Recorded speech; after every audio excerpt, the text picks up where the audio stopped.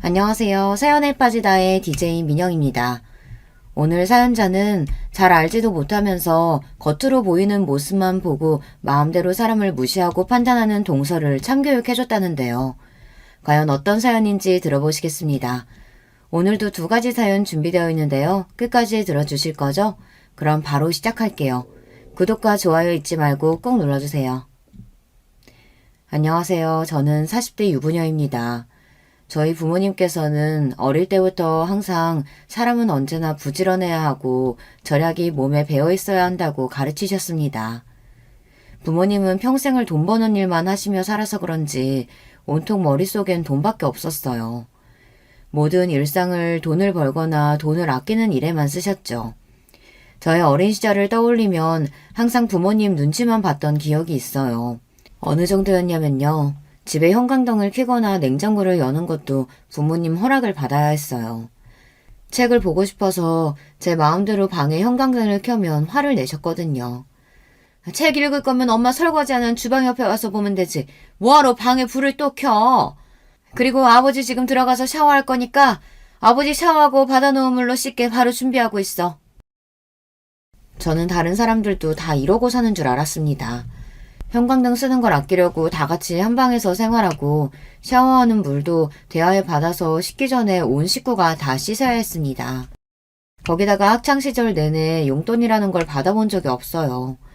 중학교에 처음 입학해 학교 준비물이 있어 돈을 달라고 했을 때 아버지께 아주 혼쭐이 났거든요. 네 나이 벌써 15살인데 부모한테 용돈을 달라는 게 말이 돼? 아버지는 10살 때부터 나가서 내가 쓸 돈 내가 벌어서 살았어. 너는 매일 부모가 먹여주고 재워주는데 네가 쓸 용돈 정도는 네가 벌어야지. 저는 어릴 때부터 남들이 보면 답답하다고 할 정도로 내성적이었어요. 사실 제가 하고 싶고 갖고 싶은 게 있어도 부모님께 말해봐야 좋은 소리 못 듣고 어차피 혼나는 걸 알아서 그런지 부모님께 바라는 게 없었습니다. 저는 중학교 2학년 때부터 아르바이트를 하기 시작했어요. 시작은 이모가 운영하는 슈퍼마켓에서 학교가 끝나고 몇 시간 일하는 걸로 시작했습니다. 이모네 슈퍼마켓에서 버는 돈을 가지고 학교 준비물이나 용돈을 하기에 턱없이 부족했어요. 그래서 주말에도 햄버거 가게에서 아르바이트를 했습니다. 아르바이트도 한번 시작하면 웬만하면 그만두지를 않았습니다. 거기다가 일을 잘해서 다른 언니나 오빠들보다 시급도 금방 올랐어요. 나중에는 제가 번 돈으로 학원도 다닐 수 있을 정도였죠. 저는 스스로가 기특했어요. 다른 친구들은 부모님께 당연하게 받아서 쓰는 용돈을 저는 스스로 벌어서 쓴다는 게 멋있다고 생각했습니다. 물론 친구들과 어울려 놀지도 못하고 일이 힘들 때도 있었지만 좋은 점이 더 많았어요. 한 번은 그런 적이 있습니다. 어버이날이 돌아오길래 부모님께 제가 번 돈을 선물로 드린 적이 있어요. 항상 돈을 제일 중요하게 생각하시는 부모님이니 돈을 드리면 좋아할 거라고 판단했어요. 그런데 부모님의 반응은 의외였습니다. 네가 번 돈을 왜 우리한테 줘? 나중에 어른 돼서 혼자 살려면 돈이 얼마나 많이 드는데. 돈 허튼 데다가 쓸 생각하지 말고 다 저축해. 그래야 나중에 힘들다고 부모한테 손 안 벌리지. 그래도 어버이날이잖아요.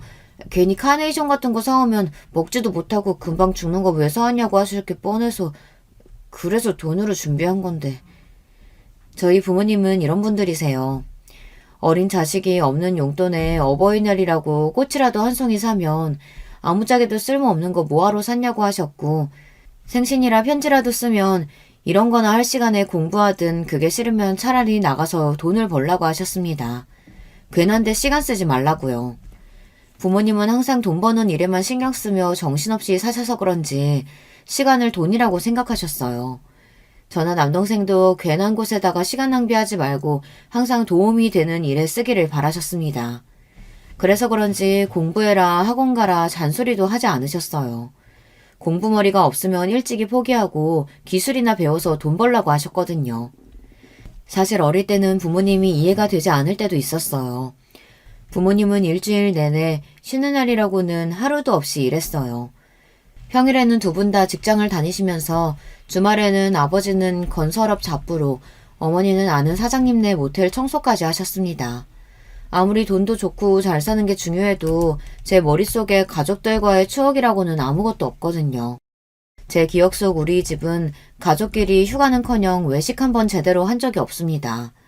심지어 가족 중 누구 생일이 돌아와도 어머니께서 미역국 한 그릇 딱 끓여주시면 끝이었어요. 최소한의 먹고 입는 걸 제외하고 들어가는 돈은 다 사치라고 생각하셨습니다.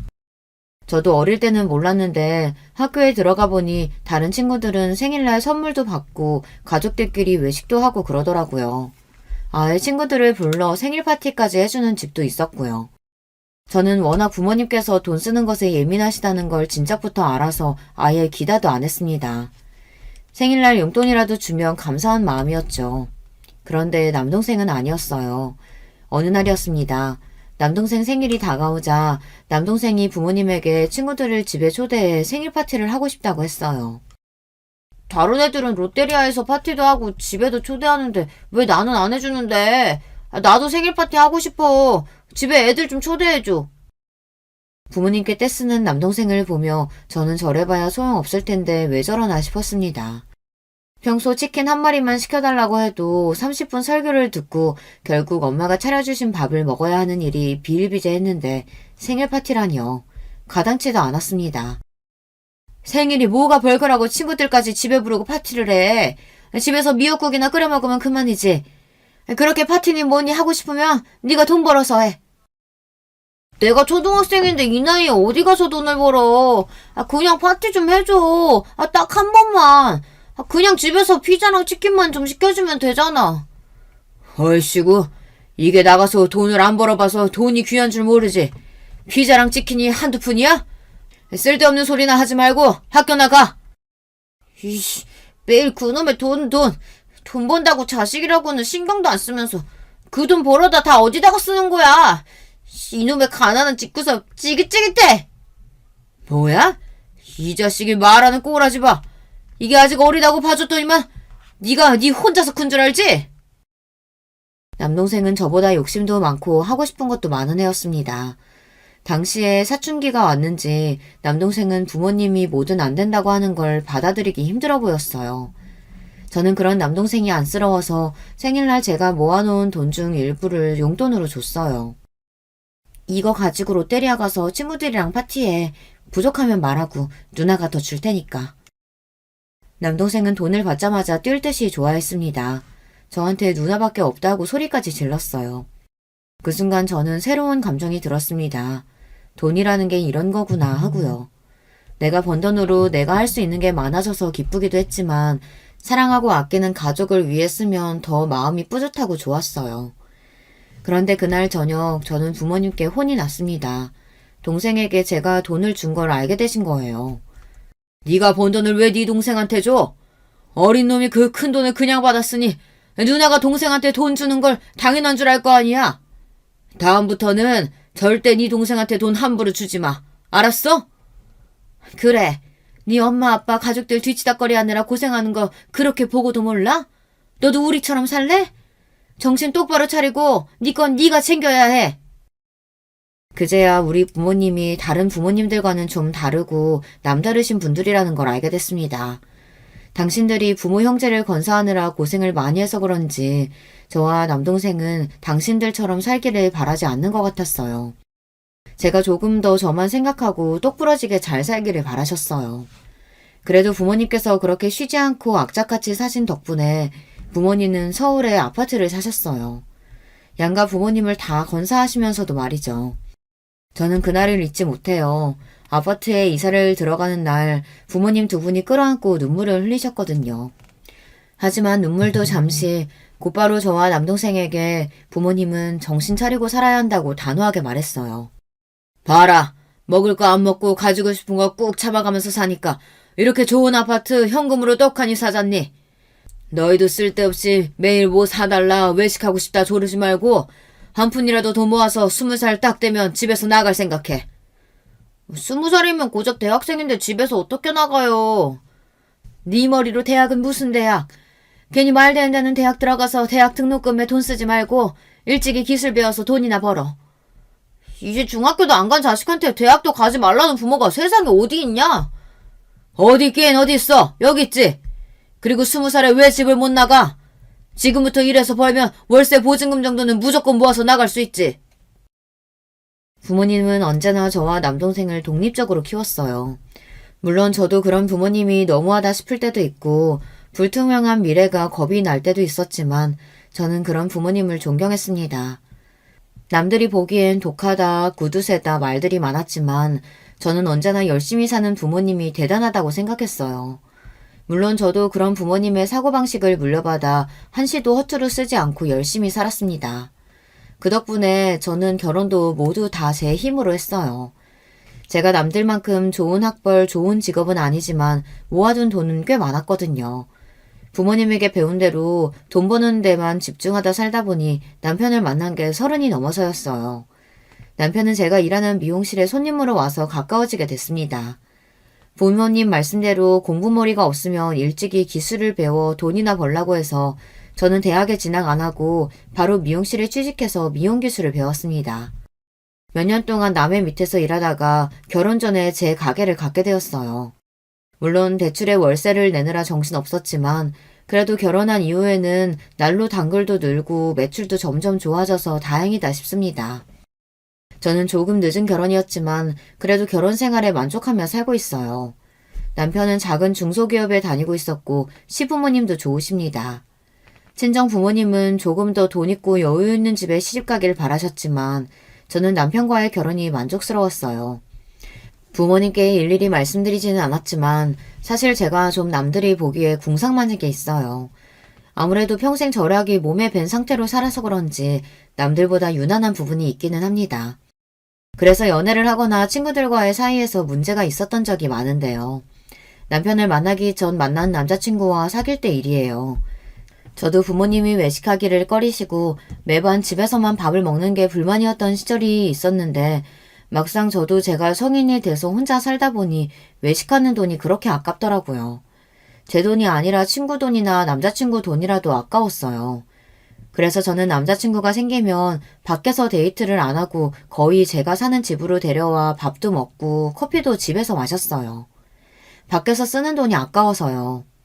남자친구나 친구들도 처음엔 그런 저를 신기하기도 하면서 좋아했어요. 부지런하고 알뜰하다고 좋아했습니다. 그런데 시간이 지날수록 좋아만 하지는 않더군요. 한 번은 그런 적이 있습니다. 제가 외식도 안 좋아했지만 특히나 영화관에 가는 걸 더 싫어했어요. 그냥 앉아서 큰 대형 화면으로 나오는 영화나 보는 건데 왜 굳이 비싼 티켓을 사서 보는지 이해가 안 되더라고요. 더군다나 영화관에 들어가면 그냥 들어가지 않잖아요. 팝콘도 사고 콜라도 사야 하는데 그 가격이 슈퍼에서 사는 것보다 훨씬 비싸니 아까웠습니다. 그런데 당시에 만나던 남자친구가 영화를 좋아했어요. 최신작은 무조건 극장에 가서 봐야 했습니다. 저도 처음엔 그런 남자친구가 이해가 안 돼서 굳이 영화관에 뭐하러 가냐고 나중에 다 TV에서 해줄 테니 그때 보자고 했습니다. 텔레비전에서 해주려면 오래 기다려야 하기도 하고 집에서 보면 느낌이 다르잖아. 나는 영화관에서 영화 보는 돈 하나도 안 아깝더라. 내가 쏠 테니까 그냥 같이 가. 남자친구가 그렇게까지 말을 하니 저도 그 남자친구를 만날 때는 할 수 없이 영화관에 자주 가게 됐어요. 그런데 아무래도 팝콘 값이 아까워서 그냥 갈 수가 없겠더라고요. 저는 집에서 전자레인지에 팝콘을 튀겨 봉지에 넣어갔습니다. 커피도 미리 집에서 보온병에 담아가고요. 저는 나름 뿌듯해서 남자친구에게 자랑했는데 남자친구는 그런 저를 보고 미간을 확 구기며 저에게 화를 냈어요. 내가 너 워낙 알뜰하고 절약하는 거 다 알고는 만났는데 이건 정말 못 봐주겠다. 사람이 적당히 할 줄 알아야지. 매일 오는 것도 아니고 가끔 한번 와서 영화 보는 거 꼭 그렇게 궁상을 떨어야겠어? 나 도저히 쪽팔려서 안 되겠다. 우리 그냥 헤어져. 그래도 꽤 오래 만난 남자친구였는데 그렇게까지 저를 창피해하는 모습을 보고 나니 저도 많이 무안하더군요. 그런 일로 남자친구와 정말 헤어지게 될 줄은 몰랐는데 남자친구는 단호했어요.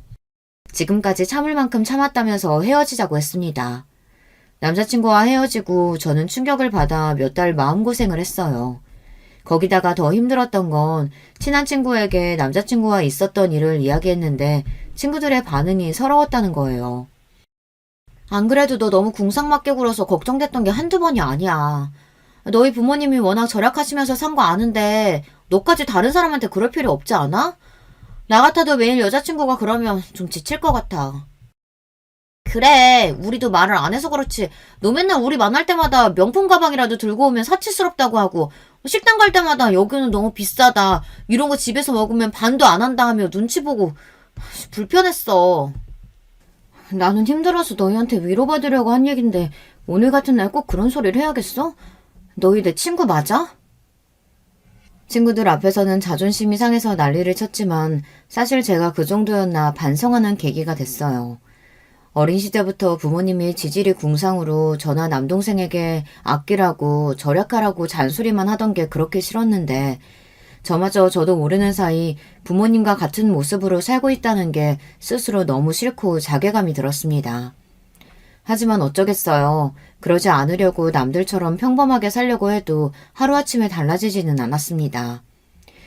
그래도 그나마 그때 이후로는 저도 충격을 받아 제 생각을 남들에게 강요하는 건 많이 나아졌지만 제 몸에 밴 습관은 잘 바뀌지 않았어요. 그런 저를 온전히 받아준 사람이 남편이었습니다. 남편은 남들이 다들 진료하는 궁상맞은 모습까지 이해해줬어요. 알고 보니 남편도 유난하다면 좀 유난한 부모님 밑에서 자라서 본인이 그런 부모님의 모습을 많이 닮았답니다. 싫어서 고치려고 해도 핏줄인지라 잘 안 고쳐진다는 걸 누구보다 잘 안돼요. 시부모님은 친정부모님과 반대로 굉장히 헌신적인 분들이에요. 두 분 다 평범한 집안에서 태어나 평범한 직장 생활하며 살아오신 분들이라 모든 게 다 평범했어요.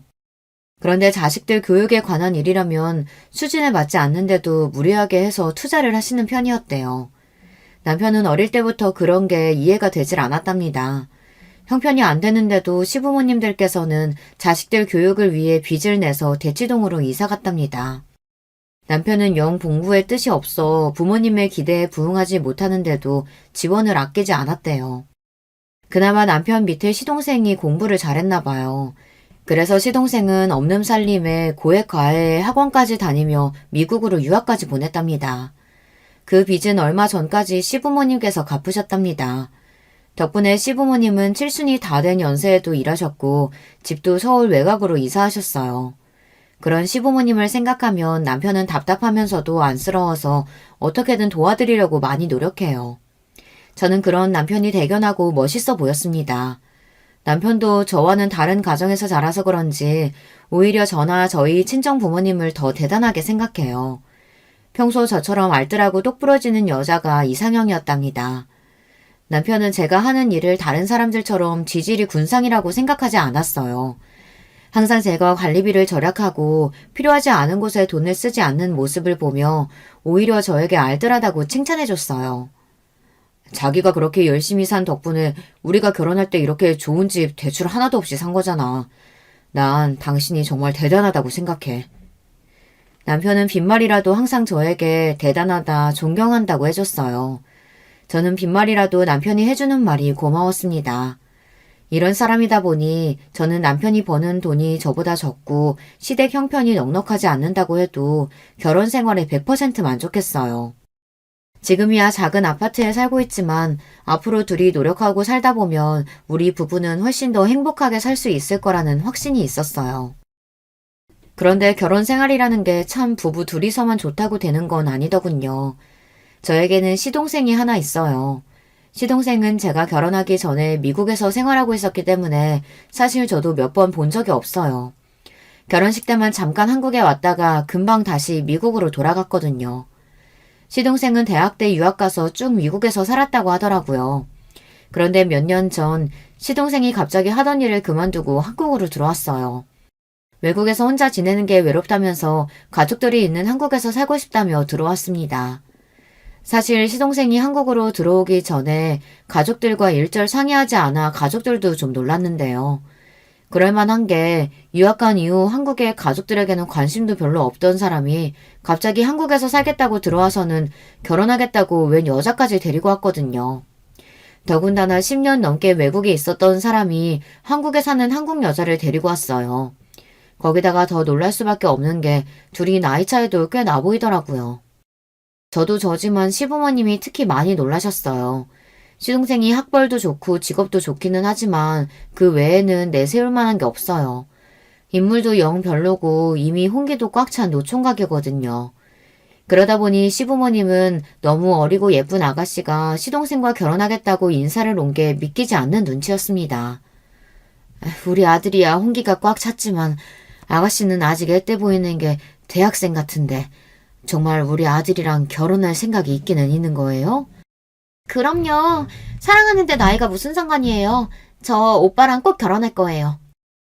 둘이 언뜻 보기에도 10살은 넘게 차이가 나 보이는데 결혼을 하겠다고 하니 가족들 모두가 걱정부터 앞섰습니다.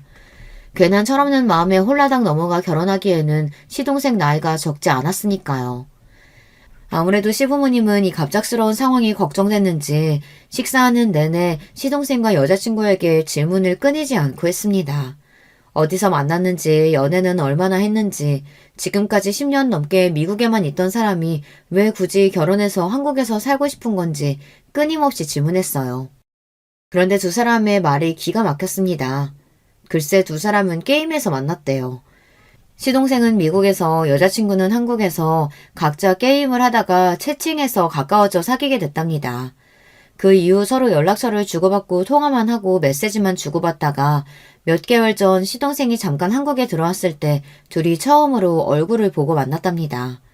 그런데 그때 두 사람은 서로를 보고 첫눈에 반해 연애를 시작했답니다. 그리고는 반년 만에 결혼하겠다고 인사를 온 거예요. 그러니까 너희 말은 한 사람은 미국에 한 사람은 한국에 있는 상태로 게임만 하고 연락만 주고받다가 얼굴은 달랑 딱 한 번 보고 좋아서 만난 지 고작 반년 만에 결혼하겠다는 거야? 저도 이 상황이 이해가 안 됐는데 어른들께서 이해를 하실 리 없었습니다. 아버지, 어머니, 당연히 이해 안 되시겠지만 우리는 서로가 서로한테 운명이라고 느꼈어요. 한국에서 만나고 미국에 들어가 있는 내내 수진이 생각만 나서 아무것도 할 수가 없었다니까요. 시동생은 여자한테 빠져도 단단히 빠져 있었습니다. 어른들 앞에서도 시동생과 여자는 서로 좋아서 어쩔 줄 몰라 했어요. 그 모습에 시부모님도 당황해서 말씀을 아꼈습니다. 그런데 저희 남편은 아니었어요. 아무래도 이 상황이 믿기지 않는지 미간을 잔뜩 구긴 채 돌직구를 던졌어요. 저기요, 수진씨. 얘가 미국에서 공부하고 회사도 좋은 회사 다니니까 능력도 있고 집에 재산도 좀 있나 보다 하고 기대를 했나 본데 전혀 아니에요. 우리 집 능력도 안 되는데 제가 공부를 잘해서 어머니 아버지가 등골 휘게 뒷바라지 한 거예요. 우리 집 아무것도 없어요. 남편은 시동생 여자친구가 시동생의 조건만 보고 인생 한번 펴볼까 싶은 마음에 호구 잡은 거라고 여기는 것 같았어요. 사실 그런 말도 한 게 시동생이 공부만 하느라 세상 물정도 잘 모르고 순진하기는 하거든요. 그런데 그때였어요. 시동생의 남편의 말에 기분이 상했는지 흥분해서 버럭 화를 냈어요. 형, 지금 무슨 소리라는 거야? 우리 수진이 이화여대 다니고 부모님도 외국에서 사업하셔. 절대 내 조건만 보고 결혼하겠다는 거 아니라고. 시동생이 억울하다는데 눌부짖으니 순간 시댁에는 정적이 흘렀습니다. 저랑 오빠 나이 차이도 많이 나고 만난 지 얼마 안 돼서 걱정하시는 거 잘 알아요.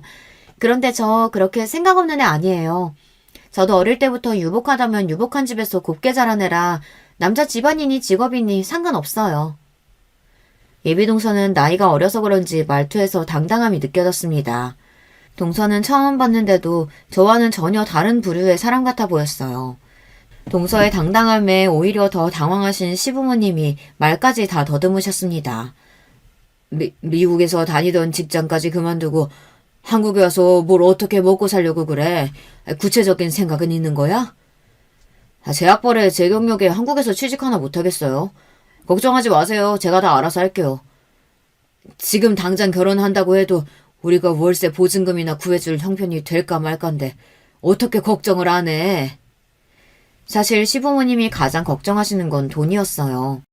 젊은 날 자식들 뒷바라지 하느라 무리하신 탓에 있는 집도 다 날리고 서울 외곽에 사시면서 지금도 저와 남편이 드리는 생활비랑 본인들이 조금씩 일해서 버는 돈으로 생활하시는데 미국에 있던 아들이 갑자기 한국에 들어와 산다고 하니 부담이 되시나 보더라고요.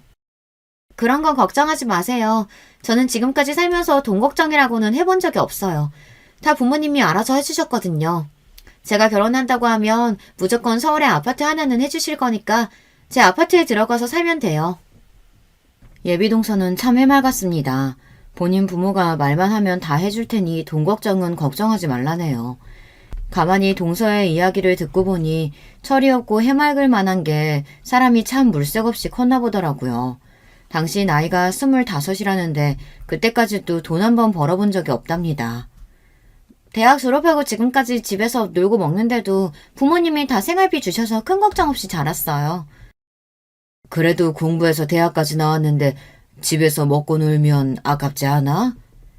에이, 아까울 게 뭐 있어요. 원래 대학도 가기 싫었는데 부모님이 그러면 시집 못 간다고 하셔서 억지로 간 거예요. 사실은 제 꿈이 현모양처거든요. 부모님이 매일 일하시느라 저 혼자 집에 있어서 저는 결혼하면 좋은 엄마, 좋은 아내 될 거라고 어릴 때부터 매일 말하고 다녔어요. 동서 꿈이 현모양처랍니다. 그래서 시동생처럼 자상하고 취미가 잘 맞는 남편 만나 평생 내조하며 살고 싶었대요. 그제야 동서를 보았는데 동서가 남다르긴 하더라고요. 동서가 입고 걸친 옷이나 가방이 모두 다 명품이었어요. 젊은 여대생이 입고 들기에는 꽤 고가의 제품들이었습니다. 남편 말처럼 남자 재산 때문에 나이 많은 남자랑 결혼하려는 것처럼 보이지는 않았어요. 시부모님이나 저나 남편도 슬슬 둘 사이가 납득이 되는 분위기가 되자 시동생과 여자친구는 서로 취미도 너무 잘 맞고 말도 잘 통한다고 결혼하면 잘 살 테니 허락해달라고 했습니다. 얼마 뒤 시동생은 결혼했어요.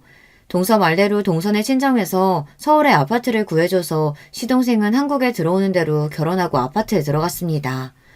동서가 나이도 어리고 철이 없어 보여서 걱정하기만 했는데 그래도 둘이 잘 사는 것 같아 저희가 괜한 걱정을 했나 보다 했어요.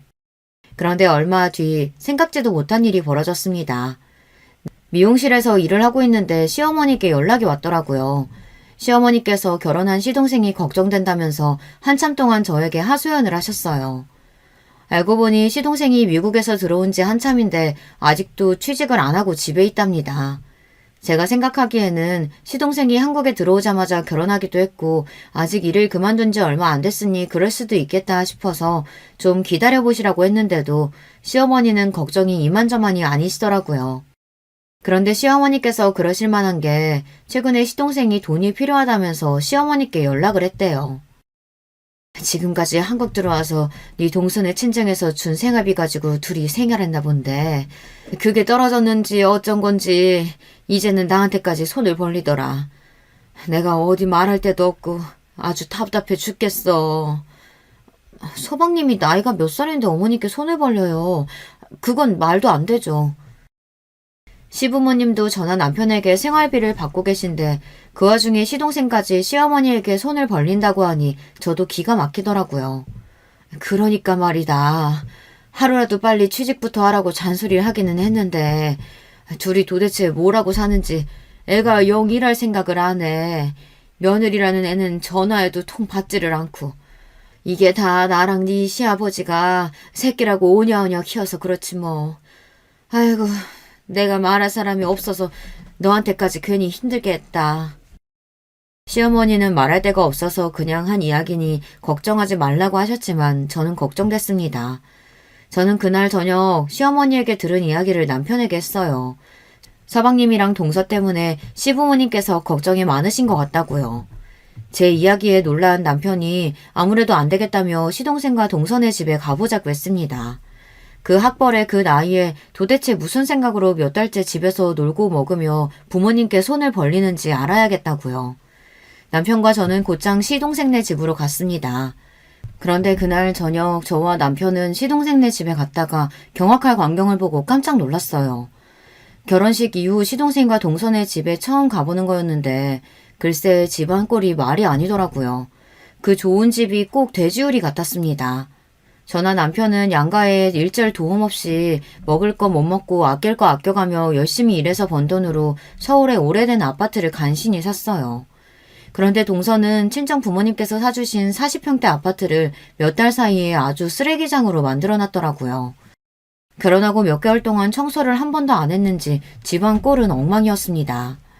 거기다가 밥도 안 해먹는 건지 주방에는 배달 음식 용기와 봉투가 그대로 어질러져 있었고 백화점 쇼핑백 봉투와 상자들이 집안 곳곳에 널브러져 있었어요. 도무지 걸어 들어갈 공간조차 없는 집안을 간신히 들어간 저와 남편은 동서와 시동생의 모습에 다시 한번 놀랐습니다. 방 하나를 아예 게임방으로 만들어놨는데 둘 다 거기서 몇 시간을 게임을 하는 건지 종일 그 안에만 있나 보더라고요. 집안꼴이 이게 다 뭐야? 설마 결혼하고 지금까지 이 꼴을 하고 산 거야? 저와 남편은 두 눈으로 보고도 믿기지 않는 광경에 입을 다물지를 못했어요. 둘 다 몰골이 패인이 따로 없더라고요. 순간 동서와 시동생이 했던 말들이 떠오르면서 저는 코웃음이 다 튀어나오더군요. 동서, 꿈이 현무양처라고 하지 않았어? 아무리 신혼이라도 그렇지 집안꼴이 이게 다 뭐야? 둘 다 집에 있으면서 청소는 하고 살아야지. 어려도 한참 어린 동서에게 저도 꼰대처럼 싫은 소리는 하기 싫었지만 이건 해도 해도 너무했어요. 둘이 취미가 잘 맞아서 좋다고 그러더니만 둘이 몇 개월 동안 내내 게임만 하고 있었나 보더라고요. 그때였어요. 본인들 꼬라지는 생각도 안 하고 저와 남편이 다짜고짜 여기까지 온 게 기분이 나빴는지 시동생과 동서 표정이 일그러져 있었어요. 우리가 어떻게 살든 무슨 상관이라고 형이랑 형수가 연락도 없이 멋대로 들이닥쳐서 잔소리래요. 잔소리 할만 하니까 하는 거지. 네 멋대로 살고 싶으면 네 인생에 책임을 지면서 살아야지. 이렇게 엉망으로 살면서 부모님께 손까지 벌리면 도대체 어쩌자는 거야? 남편은 시동생이 한심하다는 듯 한숨을 쉬었어요. 그러자 옆에서 가만히 있던 동서가 나서더군요. 아주버님, 자식이 힘들면 부모한테 손도 벌릴 수 있지 뭘 그러세요. 저희 친정에서 계속 도와주시다가 부모님이 좀 화가 나서 몇 달 동안 생활비가 안 들어와서 그러는 거예요. 금방 다시 생활비 들어오면 아무 문제 없어요. 그거 조금 도와달라고 했다고 이렇게 쪼르르 달려오신 거예요? 동서는 보면 볼수록 생각이 참 없습니다. 아무리 스스로 돈 벌고 살아본 적이 없어도 그렇지 부모에게 아직도 돈을 받아 쓰는 거에 대해 전혀 부끄럽지가 않은가 봐요. 문제는 시동생도 마찬가지였습니다. 동서는 나이라도 어리죠. 30대 중반이 넘은 시동생까지 집에서 빈둥거리며 게임이나 하고 있으니 기가 찰 노릇이었습니다. 동선의 친정 부모님도 외국에만 계시다 얼마 전에 한국에 들어오신 김에 동선의 집에 왔었는데 이 꼴을 보고 놀라 화를 내셨대요. 그래서 더는 돈을 안 주겠다고 하신 거랍니다. 이 지경이 됐으면 둘 다 정신을 차리고 살았어야 했는데 아직도 정신을 못 차린 것 같았어요. 재수씨네 집안 사정에는 나는 관심 없고요. 우리 부모님은 두 분 사시기도 바빠서 도와줄 형편 안 되니까 돈이 필요한 거면 둘이 알아서 해요. 괜히 안 그래도 힘드신 우리 부모님 더 힘들게 하지 마시고요. 남편은 본인 할 말만 하고 바로 나올 생각이었습니다. 그 집에 한시도 있고 싶지 않다고요. 그런데 그때 동서도 우리말에 자존심이 상했는지 안 해도 될 말을 굳이 하더군요. 아, 우리가 시부모님한테 손 벌리면 형님이랑 아주버님이 힘드시니까 이 늦은 시간에 굳이 여기까지 오신 거구나. 시부모님 드리는 생활비 그거 꼴랑 얼마나 된다고. 생색 오지네.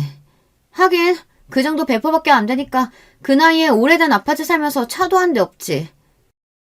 순간 저는 제 두 귀를 의심했습니다. 동서가 저와 남편에게 한 말이 맞나 싶어서요. 그런데 현실이었습니다. 동서는 철딱서니만 없는 게 아니라 개념 자체가 없었어요. 재수씨, 지금 뭐라고 했어요? 그거 우리한테 한 말이에요? 나이가 어려서 그러려니 하고 넘어가 주려고 했더니만 이거 어린 게 완전 글러먹었네. 형이야말로 우리 수진이한테 뭐 하는 거야? 당장 사과 안 해? 순간 분위기가 살벌해지길래 이러다가 크게 싸울 것 같아 제가 나서서 남편을 말렸습니다. 그러고는 그만 가자고 했어요. 나이 처먹었다고 되게 어른 행세하네. 나이 먹어서 좋겠다. 좋겠어. 동서 그만 좀 해. 내가 정말 할 말이 많은데 참고 딱 한마디만 할게. 정신 똑바로 차리고 살아. 그러다가 부모님이 평생 안 도와주신다고 하면 어쩌려고 그래? 형님이나 아주버님이나 부모 도움이라고는 받아본 적 없는 거지들이라 제 입장 이해할 리 없죠. 우리 부모님은 내일이라면 벌벌 떠시는 분들이라 금방 다시 도와주실 거예요. 그러니까 남 걱정하지 말고 두 분이나 잘 먹고 잘 사세요.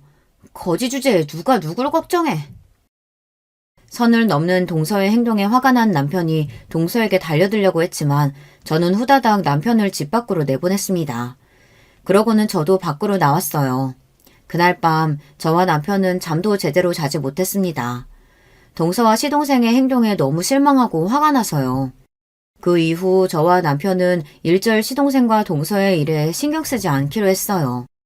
가끔 시어머니께 연락이 와서 동서와 시동생을 걱정하는 말을 하셔도 한 귀를 듣고 한 귀로 흘리고 있습니다. 물론 듣다 보면 저도 짜증이 나고 이해가 안 되는 일 투성이었어요.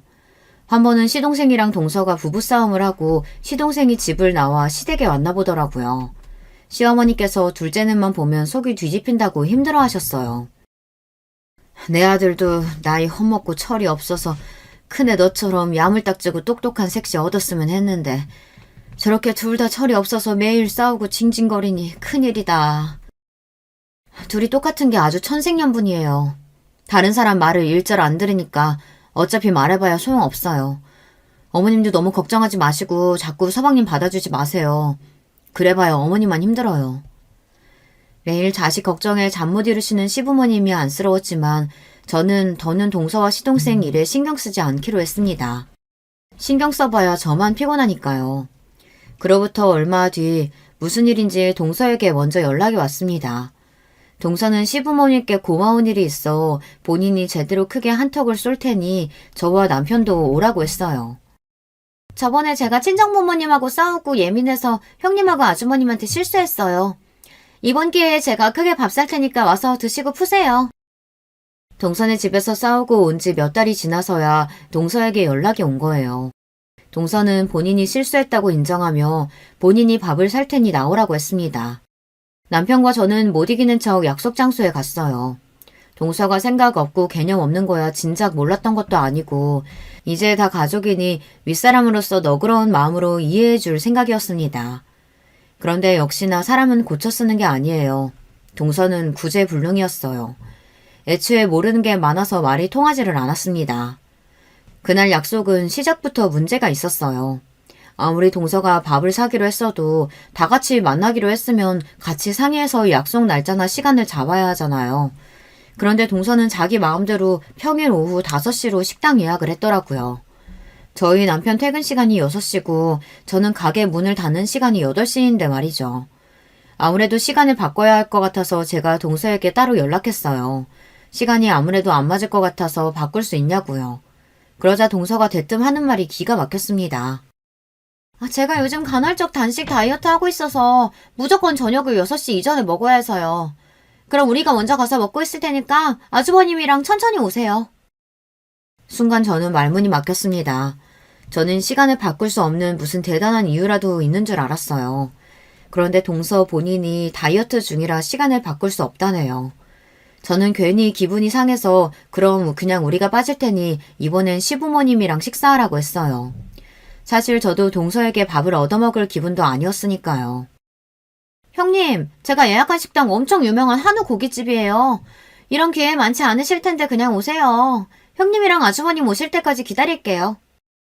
동서는 우리가 올 때까지 기다릴 테니 꼭 오라고 자기 멋대로 이야기를 하곤 전화를 끊어버렸습니다. 약속 당일 저와 남편은 일이 끝나는 대로 불이 나게 식당으로 갔어요. 저도 미용실 문을 일찍 닫고 갔습니다. 사실 저나 남편이나 한우든 뭐든 동서와 시동생을 만나러 간다는 게 썩 내키지는 않았지만 그래도 동서가 먼저 사과를 해왔는데 윗사람으로서 외면한다는 게 마음에 쓰이긴 하더라고요. 저와 남편은 택시까지 타고 약속 장소로 갔습니다. 그런데 동서가 식당에 도착한 저와 남편을 보자마자 또 안 해도 될 말을 하더라고요. 이래서 저는 우리 자기 취직 안 했으면 좋겠다니까요. 그까짓 회사 다녀봐야 월급도 쥐꼬리만큼 받으면서 저랑 놀아주지도 못하잖아요. 우리 자기는 내가 평생 월급 줄 테니까 그냥 나랑 매일 집에서 놀아줬으면 좋겠다. 그러게. 나도 그냥 매일 우리 자기랑 집에서 뒹굴뒹굴 놀기만 했으면 좋겠어. 바로 얼마 전까지 둘이 싸우고 시동생이 시댁으로 왔다더니만 어느새 또 화해했는지 여전히 둘 사이가 좋아졌더군요. 아무리 둘이 좋아도 사람이 일은 하고 살아야지. 언제까지 부모들한테 도움만 받으면서 살 거야? 아들, 신호는 그만큼 즐겼으면 됐으니까 이제 그만 즐기고 얼른 일부터 찾아. 그래야 아기도 낫지. 어머님, 그거 조금 도와주셨다고 벌써 손주 타령하시는 거예요? 제 나이가 몇인데 벌써 아기를 낳아요. 저 조금 더 놀다가 30 넘어서 낳을 거예요. 이제야 왜 시동생과 동서 사이가 다시 좋아졌는지 알았습니다. 동서네 친정에서 돈이 끊기자 동서와 시동생이 매일 둘이 같이 싸웠나 봐요. 그래서 시동생이 시댁에까지 들어온 거고요. 그 꼴이 안 됐으니 결국은 시부모님이 시동생을 도와준 거였어요. 저와 남편은 답답해서 밥을 먹어도 체할 지경이었습니다. 동서나 시동생의 행동도 이해가 안 되고 짜증났지만 시부모님도 답답했어요. 도대체 자식을 왜 저렇게 키우나 싶어서요. 남편도 같은 자식인데 왜 항상 시동생에게만 저렇게 쩔쩔매는 건지 이해가 안 됐어요. 새아기, 네 나이 30이면 내 아들 나이 40이 훨씬 넘는데 그때 자식을 어떻게 낳아? 한 살이라도 어릴 때 낳아야지. 에이, 안 생기면 안 낳으면 그만이죠 뭐. 저는 그냥 우리 자기랑 둘이 돈이나 펑펑 쓰면서 행복하게 살래요. 아무리 봐도 동서의 머릿속에는 아무것도 들어오지 않는 것 같아요. 그냥 텅텅 비어있는 것 같았습니다. 시동생이 제대로 취직도 안 하고 저러고 사는 게 다 동서 때문이었어요. 동서가 본인 친정 부모님에게 돈을 받아서 그걸 시동생과 흥청망청 쓰니 둘 다 일할 생각조차 하지 않는 거였어요. 동서가 시동생이 일하러 나가는 걸 싫어하는 것 같기도 했고요. 재수씨, 친정에서 더는 경제적으로 안 도와주신다고 했다면서요. 결국은 또 우리 부모님한테 손 벌릴 거예요? 앞으로 어떻게 생활하려고 이렇게 비싼 한우를 사요? 상황을 지켜보던 남편이 아무래도 참을 수 없었는지 먼저 물어봤습니다. 그러자 동서는 아무 생각 없이 또 해맑게 떠들었어요. 우리 친정 부모님 그렇게 모진 분들 아니에요. 우리가 집안일도 안 하고 매일 집에서 게임만 하고 있다니까 화가 나서 잠깐 그러신 건데 우리 자기가 친정 부모님 뵙고 앞으로 집안일도 착실히 하고 취직도 할 거라고 약속하고 했더니 다시 생활비 주신다고 했어요. 그래서 그 기념으로 제가 오늘 한우 쏘는 거예요. 이제는 보다 보니 동서가 천진난만하게 맞아 보였습니다. 시부모님은 애써 한숨을 삼키시며 저희에게 얼른 밥이나 먹자고 하셨어요. 저는 도무지 한우가 입으로 들어가는지 코로 들어가는지 알 수가 없었습니다. 그런 제가 아무래도 신경 쓰이셨는지 시부모님이 자꾸만 저에게 괜찮냐고 어디 불편하냐고 물으셨어요. 우리 큰애가 하루 종일 서서 일하다 와서 피곤한가 보다.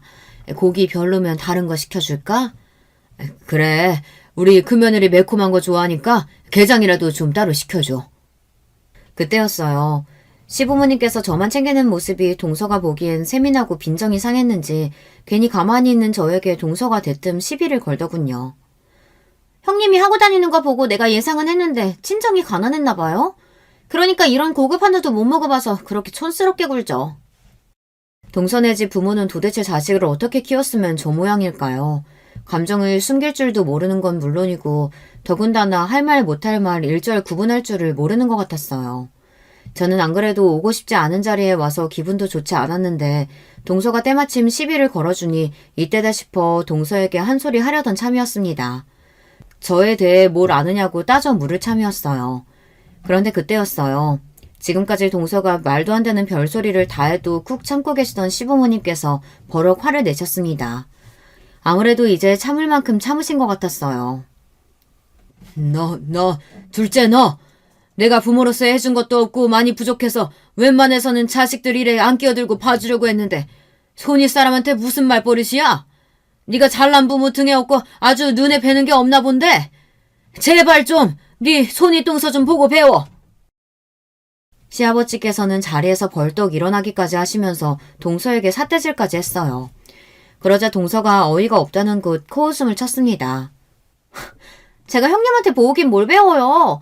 태생부터 아무것도 없이 태어나서 가난한 사람들이랑 저랑 같아요? 아버님 아들이 누구 덕에 지금까지 놀고 먹고 하는데 지금 누구 편을 드는 거예요? 동서는 또 선을 넘었습니다. 이제 하다하다 시아버지 하기까지 버릇없이 굴었어요. 그때였어요. 옆에서 잠자코 계시던 시어머니까지 나섰습니다. 너 정말 안 되겠다. 나도 이런 말까지 안 하려고 했는데 우리 큰며느리 재산이 얼만 줄 알아? 큰애 이름으로 된 건물만 자그무치 200억이야. 우리 큰며느리가 그렇게 가진 게 많아도 이렇게 겸손한데 너는 애가 도대체 왜 그 모양이니? 한 번만 더 네 형님 무시하고 막무가내로 들면 내 아들하고 네가 살든 말든 며느리 취급도 안 할 거니까 그런 줄 알아. 뭐요? 200억이라니. 거짓말하지 말아요. 200억짜리 건물도 있는 사람이 왜 저런 다 쓰러져가는 아파트에 차도 없이 저렇게 구질구질하게 살아요? 동서는 제가 이해가 되지 않는다는 듯 말했습니다. 심지어 시부모님이 거짓말을 하는 줄 알았어요. 자기야, 진짜야. 우리 형수 저렇게 보여도 처가가 모텔 쪽에서 유명한 부자야. 내가 형수 믿고 우리 엄마 아빠한테 돈 달라고 한 거지. 우리 부모님 뭐가 있다고 내가 돈 달라고 했겠어. 뭐야, 자기는 그런 중요한 얘기를 왜 이제서야 해? 그랬습니다. 사실 이제 막 결혼한 동서 앞에서 제가 티를 낼 일이 없으니 동서는 몰랐겠지만 시댁에서 실질적인 가장은 저예요. 남편이야 벌어오는 월급 빤하다 보니 시부모님 생활비는 제가 벌어서 드리고 있어요. 친정 부모님은 쉬는 날 없이 열심히 모텔 청소 일까지 하다 우연한 기회로 망해가던 모텔 하나를 싸게 인수한 게 대박이 났어요. 처음 인수했던 그 모텔이 몇 년 만에 20배가 올랐습니다. 그게 자본이 돼서 강남에 모텔을 하나 둘 인수한 게 강남에 있는 웬만한 모텔이 다 저희 친정께 됐어요. 얼마 전 아버지 건강이 안 좋아지시자 저와 동생에게 모텔을 증여해 주셨습니다. 그중에 제가 물려받은 모텔 2개의 건물만 200억이 넘었어요. 저도 그렇게 지독하던 친정 부모님 도움을 받으며 살 줄은 몰랐는데 저희 부모님도 대박이 나고 나니 어쩔 수 없는 고슴도치 부모인지 다 저와 동생에게 베풀어 주시더라고요. 시댁 식구들의 말에 동서는 순간 당황해 금방이라도 터질 듯 얼굴이 빨개졌습니다. 그러더니 슬쩍 고개를 돌려 제 눈치를 보더군요. 헐, 대박. 형님, 정말 몰랐어요. 어쩐지 형님한테서는 알게 모르게 묘한 귀티가 흘렀다니까요. 가만 보니까 이 집 남자들은 여자복 하나는 있네요. 저나 형님이나 이렇게 있는 집 며느리들만 들어오고. 동서는 순식간에 태세를 전환했습니다. 저더러 없는 티가 난다고 할 땐 언제고 이제는 귀티가 난다네요. 내가 동서랑 같은 수준으로 엮이는 거 난 기분 나쁜데? 사실 모텔이야 부모님 재산이고 나는 아파트며 미용실이며 다 내가 번 돈으로 내가 얻은 것들이거든. 그리고 난 부모님 재산 자식이라고 넙죽 받을 생각 없어. 동서랑 같은 사람으로 엮지 마. 어머머, 우리 형님 대단하시다. 저 같으면 모텔 물려받아서 편하게 살 텐데 자기 사업까지 하시고 존경해요. 그날 이후 동서와 제 사이는 많이 달라졌습니다. 동서는 저를 볼 때마다 깍듯하게 90도로 인사하며 형님 하고 따라다녀요. 거기다가 신기한 건 저더러 미용 기술을 가르쳐달랍니다. 친정부모님이 언제까지 그렇게 놀기만 할 거냐고 평생 그렇게 빈둥거릴 생각이면 절대 지원 안 해주신다고 선언하셨어요. 그래서 제가 형님네 미용실에서 기술 배운다고 했어요. 그러니까 형님이 저 기술 좀 가르쳐주세요. 제가 형님한테 충성하고 잘할게요. 동서는 무슨 바람이 불었는지 자꾸만 미용실에 찾아와서 기술을 가르쳐달랍니다. 그래야 친정 부모님이 지원을 해준다고 했다네요. 덕분에 저만 골치가 아프게 생겼어요. 저는 됐다고 안 가르쳐줄 거라고 몇 번 돌려보냈는데 동서는 벌써 한 달째 미용실에 나와요. 청소라도 한다고 앞에서 알짱알짱 거리는데 거슬려 죽겠습니다. 사람이 참 눈치도 없고 물색이 없어요. 제가 요즘 동서를 보며 가정교육의 중요성을 아주 뼈저리게 느끼고 있습니다. 자식 교육을 잘못 시키면 여러 사람한테 민폐예요. 여러분 생각은 어떠세요? 사람 고쳐 쓰는 거 아니라는데 동서가 제가 가르친다고 변하기는 할까요? 저보다 인생 선배인 여러분들께서 댓글로 조언 주시면 제가 읽어보고 참고하도록 하겠습니다. 기나긴 저의 인생 이야기 끝까지 들어주셔서 감사해요. 여러분의 가정에는 항상 즐거운 일만 가득하시길 바랄게요. 여러분, 두 번째 사연 시작하기 전에 좋아요, 구독 꼭 눌러주실 것. 그럼 두 번째 사연 바로 시작합니다. 저는 아버지, 어머니 그리고 저까지 이렇게 셋이 같이 살았습니다. 그렇게 좋지도 나쁘지도 않은 평범한 집안이었다고 생각합니다. 그러나 제가 중학교에 올라갈 때쯤 어느 날 어머니가 집을 나가셨습니다. 이유는 자세히는 알 수 없었습니다. 다만 그때쯤에 제 기억 속에는 어머니가 집을 나가시기 전날 아버지와 어머니 두 분께서 크게 싸우시던 모습이 남아 있습니다. 늦은 밤 고성이 오가는 통에 잠에서 깨어난 제가 방문을 살짝 열고 밖을 보았을 때 아버지께서 어머니를 향해 손을 올린 것을 봤었죠. 그 장면 때문에 며칠이 지나도록 어머니께서 집에 돌아오질 않으셔도 물어볼 생각도 못하고 그저 아버지의 손찌검으로 인해 어머니가 도망을 가신 거구나 하고 자연스럽게 생각했습니다. 하지만 아버지께선 제가 성인이 되도록 제게 손찌검하신 적이 단 한 번도 없었습니다. 아버지는 엄한 분이셨지만 동시에 다정하신 분이셨습니다. 제게 중요한 날이면 늘 날짜를 맞춰 꼭 회사를 쉬고 저와 함께 해주셨습니다. 중학교식부터 고등학교 졸업식까지 빠짐없이 저와 같이 있어주셨고 덕분에 저는 항상 아버지와 사진을 찍으며 추억을 남길 수 있었습니다. 가끔 그때 찍은 사진들을 보면 어머니의 빈자리를 느끼지 않게 해주시려는 것처럼 제 어깨에 든든하게 팔을 두르고 열성적으로 웃고 계셨죠. 운동회 때나 수학여행 때에는 아버지께서 늘 손수 도시락을 싸주시기도 하셨습니다. 그런데 아버지께서 음식을 짜게 먹으시던 편이셔서 도시락으로 싸주시던 김밥이 늘 짰던 기억이 납니다. 지금 와서 생각해보면 참 못난 짓이었지만 매번 도시락을 남겨놓고 배불러서 다 못 먹었다고 거짓말을 했던 적도 있습니다. 이것도 지나고 보니 다 추억이네요. 아버지께선 중소기업에 다니셨는데 중산층이라고 하기엔 조금 부족하지만 둘이 살기엔 나름대로 풍족하게 돈을 버셨던 것으로 기억합니다. 하지만 제가 대학에 들어갈 때쯤 나름 이름 있는 대학에 합격한 터라 돈이 많이 필요했습니다. 아버지께선 제게 등록금 걱정은 말라며 낮에는 회사원으로 밤에는 대리기사 운전 일을 하시면서 돈을 버셨습니다. 그 돈으로 제 대학 등록금도 마련해 주셨고요. 아버지의 든든한 후원 덕분에 저는 무탈하게 대학을 다닐 수 있었습니다. 저는 대학에 입학해 같은 대학 동기인 아내를 만나 연애를 시작했고 이후에는 대학을 잠시 휴학하고 군대도 다녀왔습니다. 대학 졸업 후에는 대기업은 아니지만 나름 이름 있는 기업에 입사했습니다. 회사에 다니기 시작한 뒤 여러모로 안정적이 된 저는 이제 아버지께 효도할 일만 있으리라 생각했습니다. 그 후 아버지께서 정년퇴직하시고 제가 드리는 용돈으로 생활하시기 시작한 지 얼마 안 돼요. 저는 대학교 때부터 사귄 아내와 결혼을 결심했습니다. 제가 군대에 입대했을 때도 고무신 거꾸로 신지 않고 꿋꿋하게 저를 기다려준 심성 착한 여자였습니다. 살면서 평생을 함께하고 싶은 여자는 그녀가 처음이었죠. 그런데 제 집안 사정을 알고도 아내의 부모님께서 절 받아주실까 고민되더군요. 저야 아버지께서 저를 어떻게 키워주셨는지 잘 알고 있었지만 한부모 가정에 대한 세간의 시선이란 게 만만치 않다는 것을 잘 알고 있었습니다. 그래도 계속 고민만 하는 것보다 직접 부딪히는 게 낫지 않겠습니까? 저는 두 눈 딱 감고 아내에게 모든 것을 솔직하게 털어놨습니다. 어릴 적 어머니가 집을 나가셔서 중학교 때부터 안 계셨고 이때까지 아버지께서 홀로 절 키워주셨단 이야기를 하니 이번엔 아내가 본인 집안 사정을 얘기해줬습니다. 알고 보니 아내의 어머님과 아버님께서는 재혼하신 사이라고 하더군요. 그러니 제 집안 사정을 듣고 부모님께서 크게 놀라시거나 기절하시는 일은 없을 거라 했습니다. 우려하는 마음이 조금 있었지만 저는 아내의 말을 믿고 아버지께 아내를 소개해드렸습니다. 우리 상원이가 아주 참한 아이를 데려왔구나.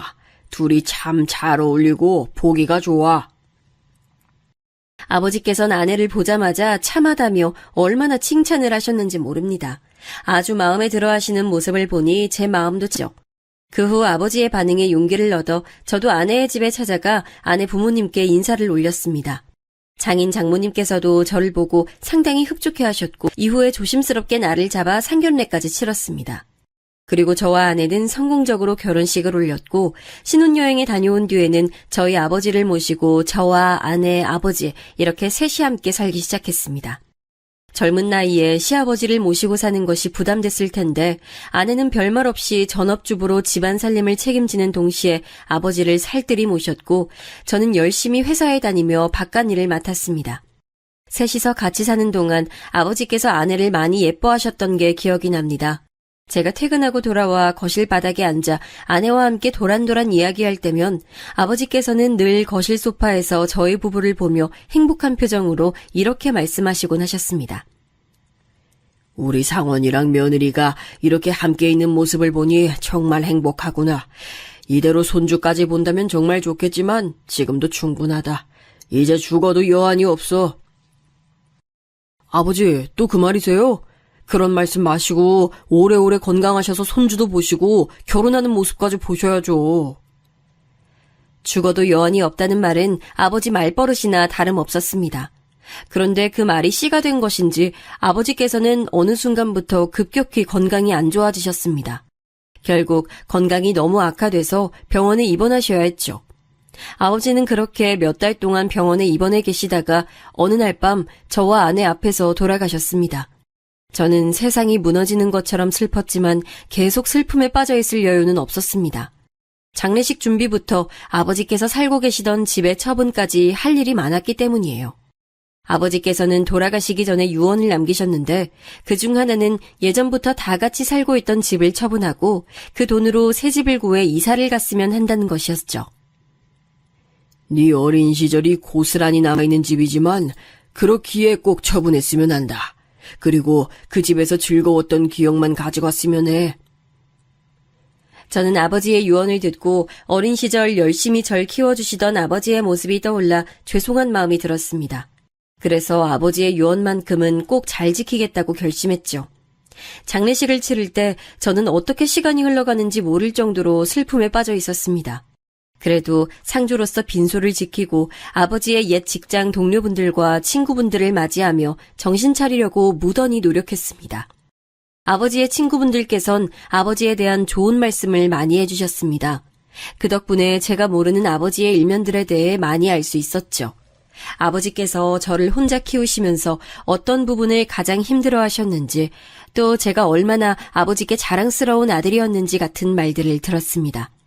처음 듣는 이야기에 얼떨떨했던 것도 잠시, 이내 감사한 마음과 아버지의 사랑이 얼마나 컸었는지 느껴져 저는 그 자리에서 울고 말았죠.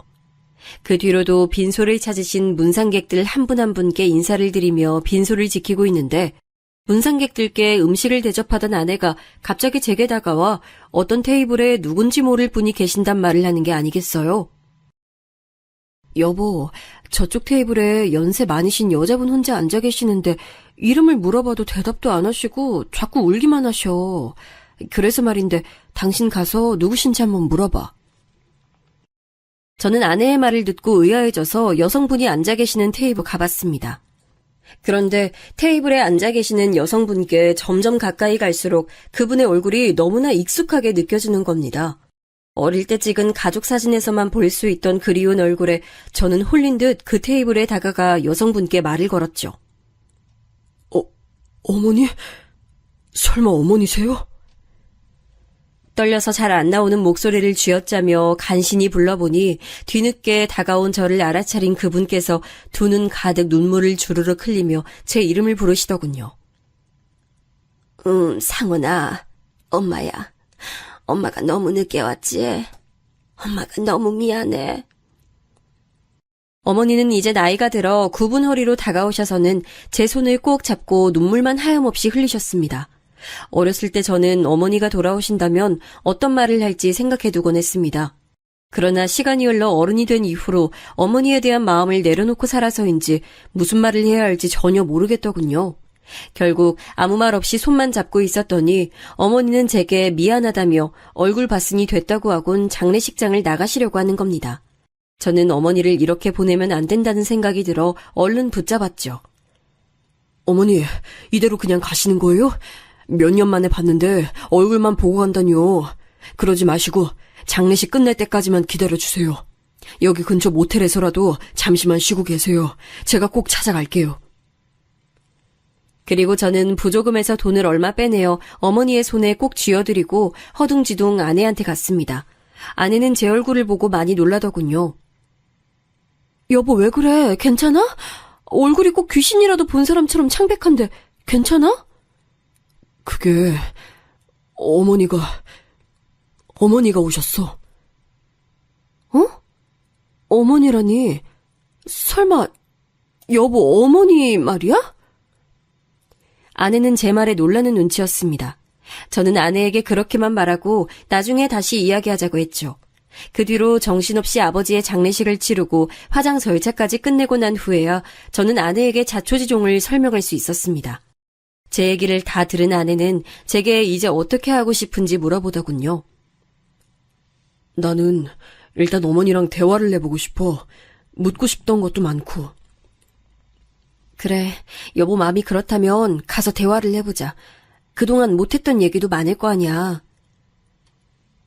저는 아내와 함께 차를 타고 장례식장 근처 모텔을 돌며 어머니를 찾아보기 시작했습니다. 다행히 운 좋게도 몇 군데 돌지 않고 금세 어머니를 발견할 수 있었죠. 저와 아내는 어머니가 계신 모텔방에 앉아 제대로 이야기를 나누게 됐습니다. 막막하긴 했지만 저는 띄엄띄엄 어머니에게 물었습니다. 그동안 어떻게 지내셨어요? 저 안 보고 싶으셨어요?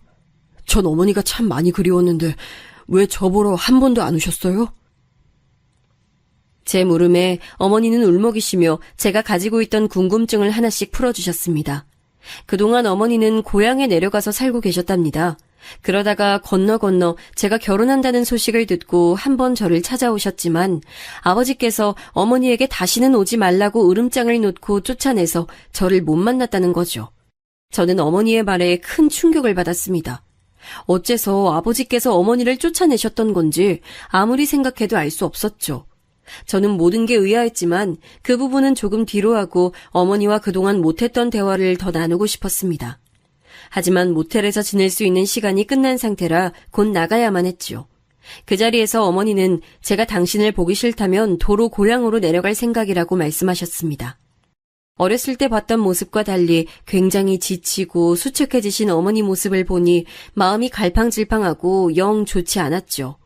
제가 어쩌지도 못하고 아내를 바라보자 아내는 망설임 없이 어머니께 먼저 며칠간만이라도 함께 집에서 지내는 건 어떻겠냐고 물었습니다. 저는 아내가 그리 말하니 고맙고 마음이 놓여 어머니께 며칠만 같이 지내자고 똑같이 말씀드렸죠. 다행히 어머니께서 그러마 하셔서 우리는 셋이서 집으로 향했습니다. 부동산에 내놓은 상태였지만 아직은 실거주 중인 집에 들어서자 엄마는 정말 오랜만에 집에 돌아왔다며 감회가 섞인 표정으로 눈물을 흘리셨습니다. 그리고 저는 기억이 나지 않는 제 어린 시절의 이야기를 해주셨습니다. 저 돌담에서 상원이가 넘어져서 얼마나 크게 울었는지.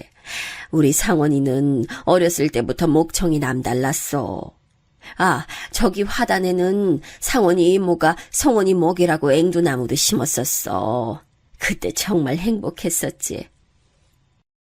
그 옛날 엄마와 아버지, 저 이렇게 셋이서 살던 이야기를 듣자 저는 가슴이 울렁였습니다.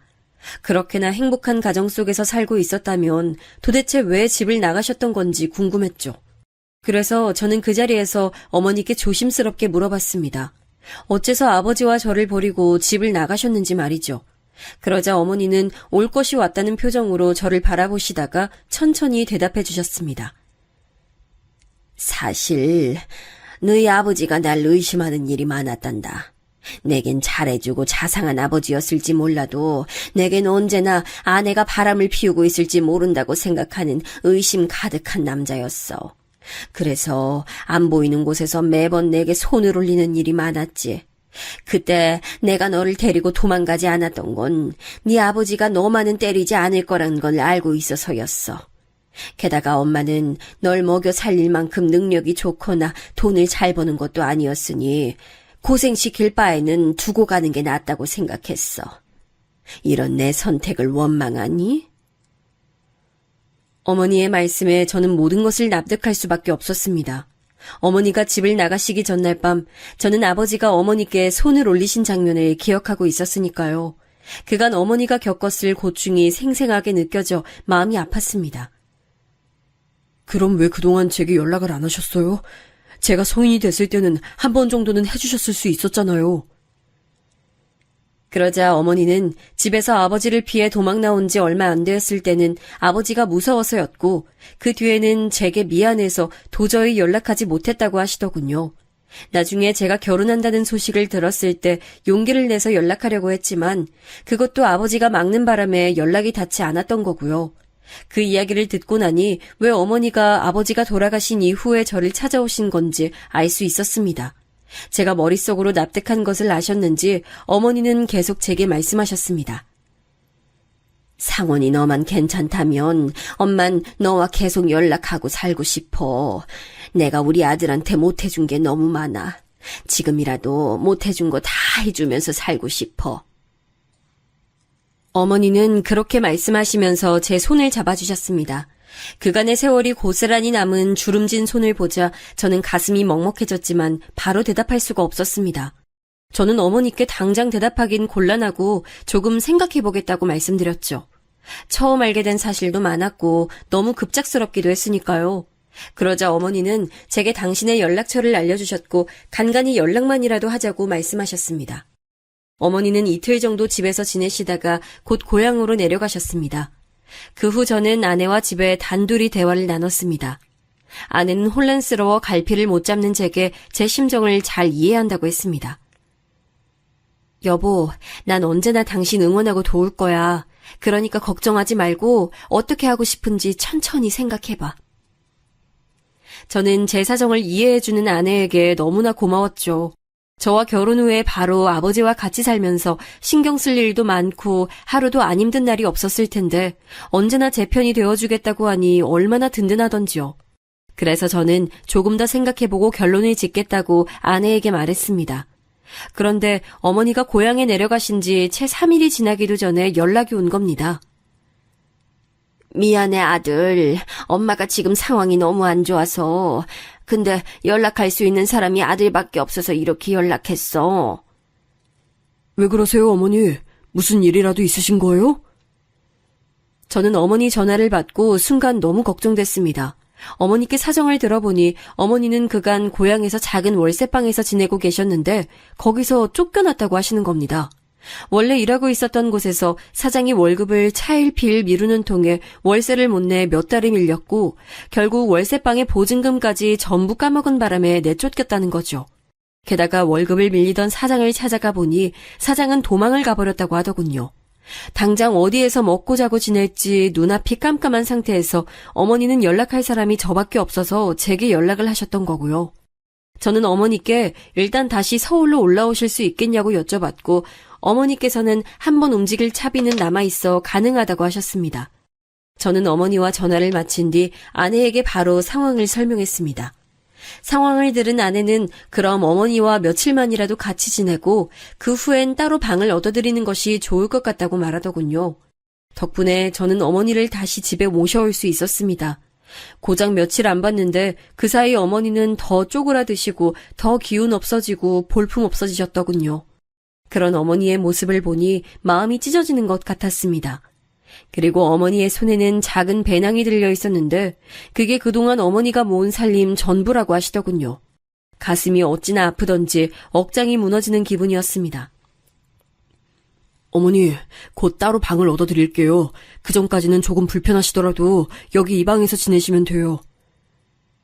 불편하기는 이 정도 방이 뭐 어때서? 엄만 너무 마음에 드는걸? 정말 고마워, 우리 아들. 엄마가 아들 덕분에 한시름 놨어. 그 뒤로 같이 살게 된 어머니는 당신이 가정부라도 되신 것처럼 청소며 빨래며 모든 집안일을 도맡아 솔선수범하셨습니다. 매일 새벽같이 일어나 바닥을 쓸고 닦으신 뒤 식사 준비까지 하시고 빨래도 해놓으시더라고요. 아내는 어머니의 그런 행동에 자신이 하면 된다고 극구 말렸지만 어머니는 그동안 저를 돌봐주지 못하셨던 시간을 보상이라도 해주시려는 것처럼 열심히 집안일을 하셨습니다. 저는 엄마의 그런 모습을 보니 미안하면서도 고맙고 안타까운 마음이 들었습니다. 하지만 연세도 있으신 분이 건강도 좋지 않으실 텐데 자꾸 그러시니 저도 마음이 편치 못해 어머니께 그러지 말고 그냥 쉬셔도 된다고 몇 번이나 말씀드렸습니다. 몇 번의 실랑이 끝에 어머니는 당신께서 머무시는 방만 청소하는 정도로 타협하기도 했습니다. 그렇게 일주일 정도가 지났을까요? 어느새 어머니가 계신 집이 익숙해진 저는 따로 방을 얻어 어머니를 모시기보다는 지금처럼 이 집에서 다 같이 살았으면 하는 마음이 생겼습니다. 하지만 이건 저 혼자 결정할 일이 아니었죠. 그래서 저는 어머니께서 잠드신 야심한 밤에 아내와 진지하게 대화를 나눴습니다. 여보, 혹시 이대로 어머니를 이 집에서 모시고 같이 지내는 것에 대해 어떻게 생각해? 여보에게 정말 못난 짓 하는 거 알지만 나 어머니를 다른 곳에 모시고 싶지가 않아. 그냥 이 집에서 모시고 살면서 보살펴드리고 싶어. 그 마음 이해해. 솔직히 어머님께서 달리 가실 곳도 없으시잖아. 그리고 난 여보가 그동안 어머님이 얼마나 보고 싶었을까 생각하면 마음이 짠해. 난 어머님과 같이 사는 거에 대해 이견 없으니까 당신이 원하는 대로 하자. 세상에 이런 여자가 또 어디 있을까요? 저는 아내가 정말 고마워서 울고 말았습니다. 시아버지에 이어 시어머니까지 모시는 게 어디 쉬운 일이겠습니까? 그런데도 제 마음을 헤아려준 아내에게 너무나 미안했죠. 앞으로 아내에게 더 잘하겠다고 마음먹은 후 저는 다음날 어머니께 이 집에서 같이 사는 것은 어떻겠냐 말씀드렸습니다. 그러자 어머니께서는 깜짝 놀라시더니 제게 너무나 고맙다고 말씀하시며 눈물을 보이셨습니다. 저도 마음이 먹먹해져 엄마의 손을 꼭 붙들고 한참이나 말을 잇지 못했죠. 아버지가 돌아가신 이후 오랜만에 느껴본 행복한 순간이었습니다. 어머니와 같이 지내기로 한 뒤 어느 날 어머니께서 주저하시다가 말을 꺼내시더군요. 없는 살림 긁어모아 챙겨서 오긴 했는데 지금 가지고 있는 겨울옷이 너무 해져서 혹시라도 남는 겨울옷이 있으면 당신께 좀 줄 수 없겠느냐고요. 저는 펄쩍 뛰며 그럴 수 없다고 말씀드렸습니다. 남는 옷을 드리는 게 아니라 새 옷을 사드려야 마땅한 일이었으니까요. 저는 어머니의 겨울옷을 사드리며 동시에 아버지께 다 못해드린 효도를 돌아오신 어머니께 해드리고 싶었습니다.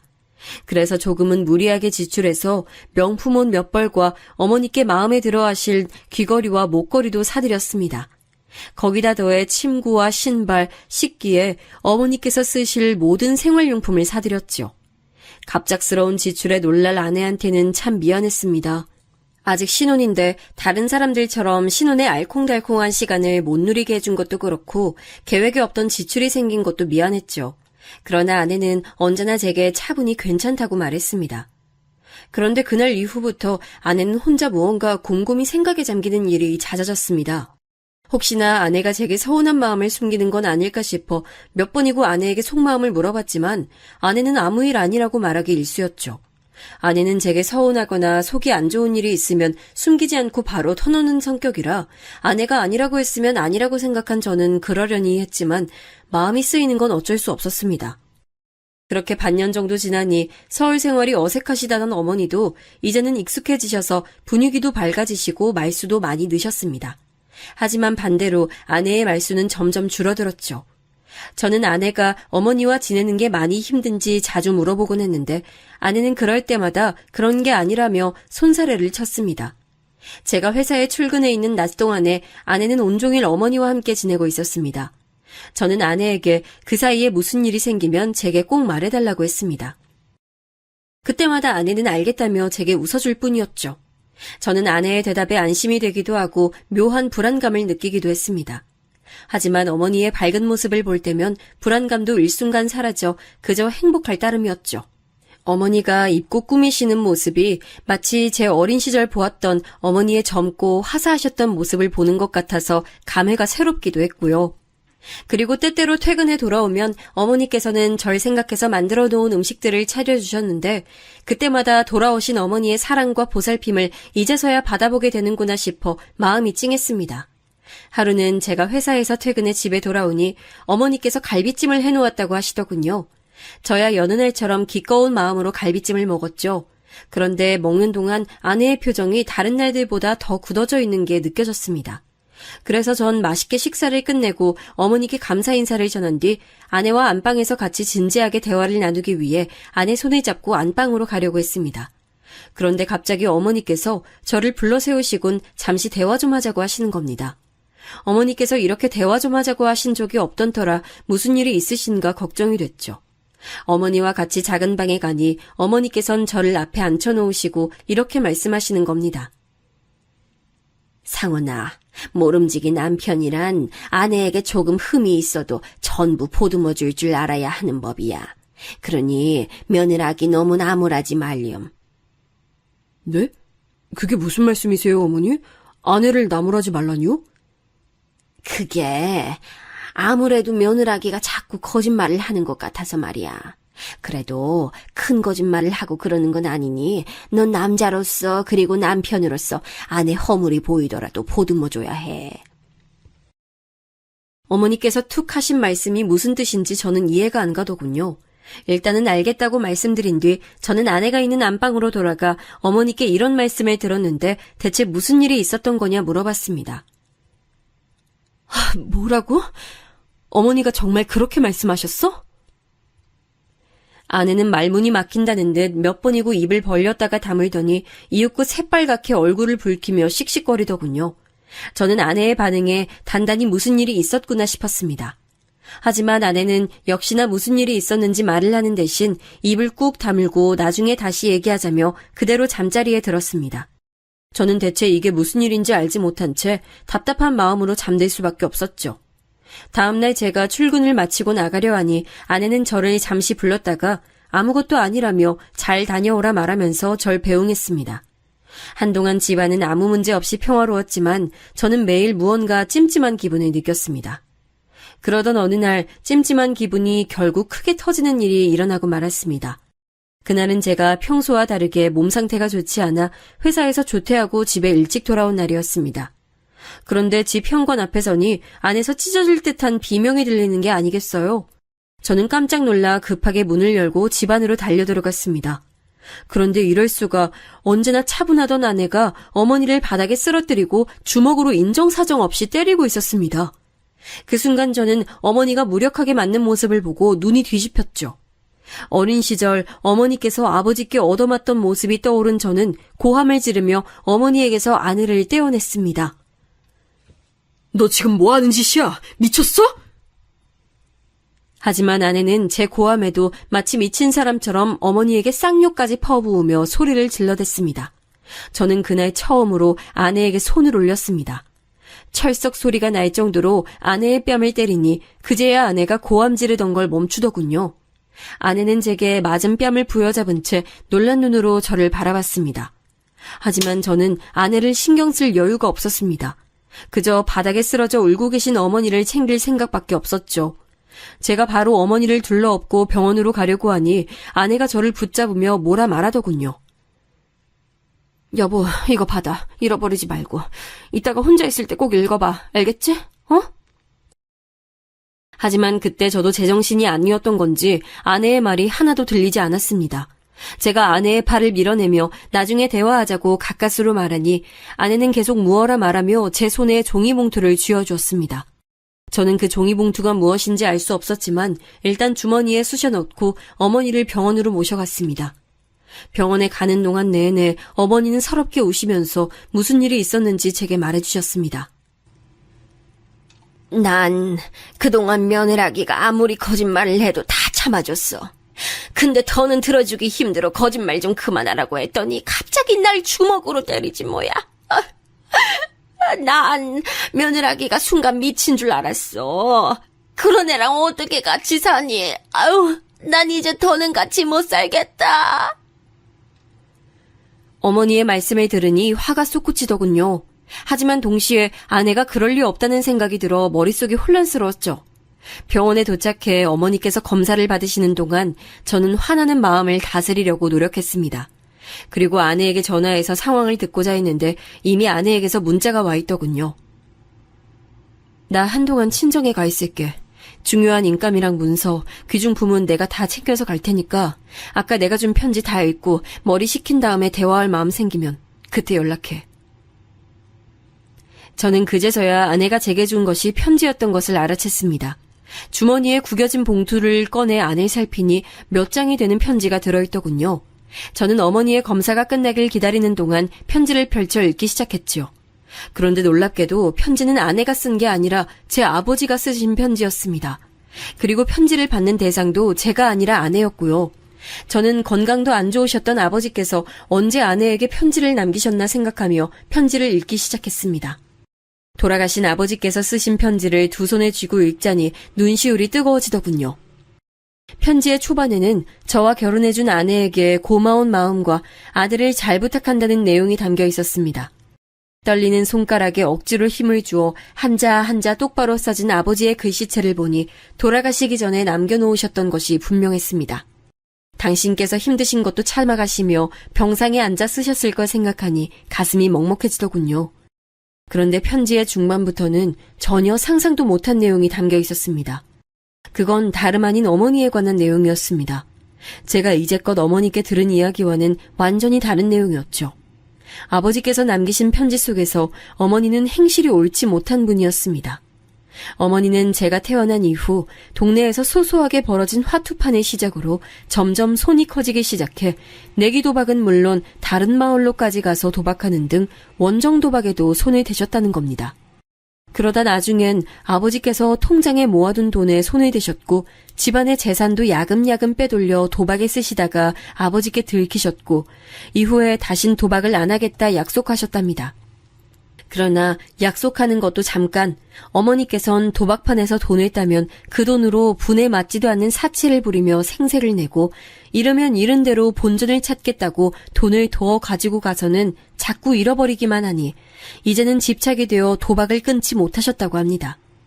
아버지께선 어머니께 화도 내보고 달래기도 해봤지만 도무지 나아질 기미가 없어 깊은 시름에 빠지셨는데 급기야 어느 날 아버지께서 조부께 받은 선산을 제 명의로 돌려놓으려고 잠깐 땅 문서를 꺼내놓은 사이 어머니께서 들고 나가 도박으로 날려먹으신 걸 알게 되셨다고 합니다. 그날 아버지께서 처음으로 어머니께 손을 올리고 제정신이냐고 소리치며 싸웠다고 하더군요. 아들에게 줄 땅마저 팔아버리는 어미가 세상 어디에 있냐고 소리치며 싸우셨고 다음날 어머니는 집안에 남아있던 귀중품도 전부 싸들고 도망가셨다고 적혀 있었습니다. 그리고 혹시나 나중에라도 어머니께서 돌아온다면 어머니가 제게 아는 체를 하면서 거짓말을 일삼을 것이 뻔하다고 하셨습니다. 제가 어머니를 좋은 사람이라고만 알고 있고 또 많이 그리워하는 것을 당신께서 알고 계시니 속수무책으로 당하지 않도록 제 아내에게 제발 조심하고 거리를 두도록 해달라는 당부가 담겨 있었습니다. 저는 편지에 적힌 내용을 도무지 믿을 수가 없었습니다. 하지만 편지 속 필자는 아버지의 것이 분명했고 아내가 제게 건네준 것이니 진짜 아버지께서 남기신 편지라는 것은 알 수 있었죠. 술렁이던 가슴을 진정시키던 사이 어머니께서 검사를 끝마치고 나오셨습니다. 별다른 이상은 없다고 하더군요. 어머니는 집으로 돌아가는 동안 제게 아내와 이혼해야 한다고 하셨으나 저는 편지의 내용을 계속 생각하느라 대꾸도 못했죠. 집으로 들어가 보니 아내가 없더군요.